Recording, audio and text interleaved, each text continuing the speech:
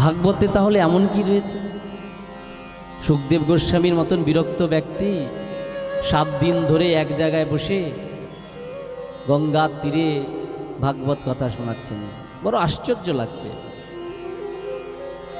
সে পাণ্ডবকুল গৌরব রাজাধিরাজ পরীক্ষিত, তিনি কেনই বা ভাগবত কথা শ্রবণ করলেন? শুনেছি তিনি রাজ্যলক্ষ্মী ত্যাগ করে প্রায় উপবেশন ব্রত ধারণ করলেন, অন্ন জল পরিত্যাগ করে চলে গেলেন গঙ্গার তীরে।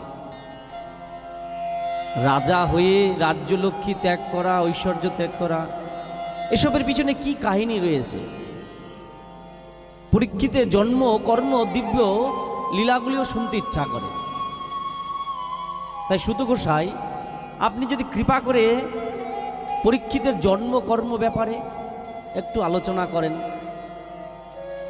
এই আকাঙ্ক্ষা নিয়ে